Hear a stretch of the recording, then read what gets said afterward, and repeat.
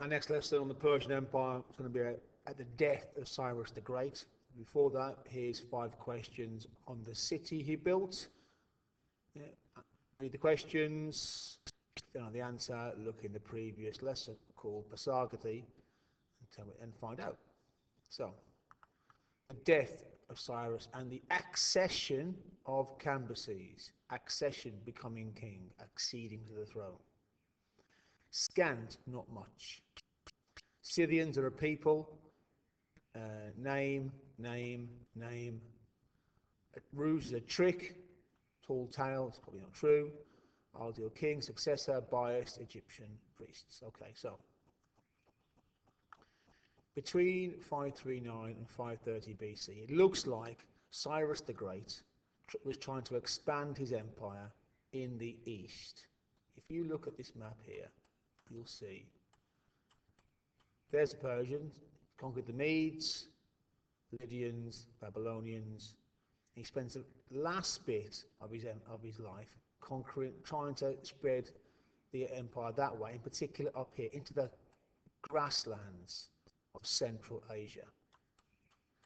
And he's fighting a people called the Scythians.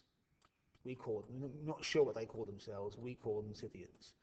They are what we call pastoralists, nomads. No cities, no towns, no roads. Large herds of animals. They live in wagons. They move. Yeah. We don't know a fat lot about them because they don't have cities and towns, not reading and writing, so that they don't leave anything behind for us. We have some burials from which we know things like his Scythian body. It's naturally dry where this guy was buried, so his body naturally mummified, so the skin survived. So from this guy we know the Scythians were into tattoos. Yeah? And their method of fighting appears to have been horse archery. So, here's the Herodotus version of the death of Cyrus. He's in the east, he's fighting the Scythians. He's fighting a Scythian tribe called the Pasargati, led by their queen, Tomyris, and her son, Spargapaces. So he's fighting them, and she invites him to cross the river to fight them in a fair fight. Instead, he shows what is called nemesis, what you might call nemesis. Instead, he sends a force over the river. They build a camp, put out all the food and provisions, booze, wine. He then takes his good soldiers away to Cyrus and leaves his rubbish soldiers behind. The Masagati see this and fall for it. They attack the camp, slaughter his rubbish troops. I think they've won a great victory. And then they get drunk. Once they're drunk, led by Spargapaces, the general, who was also the son of the queen, Cyrus leads his forces back and slaughters them, captures Spargapaces, who then kills himself the next day once he realizes what he's done.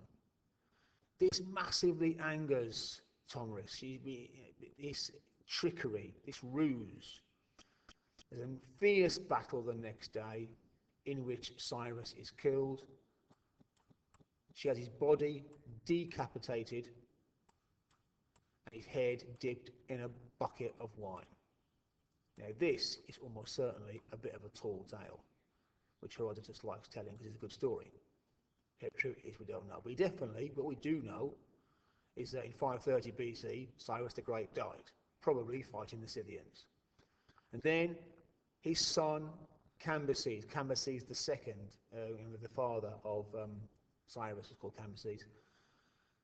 Cambyses becomes the king. We'll do more work on him next lesson. But what he's most famous for, he adds Egypt to the Persian Empire. He conquers Egypt. Yeah. This thing where we'll do it next lesson, he brings cats with him to spook the Egyptians.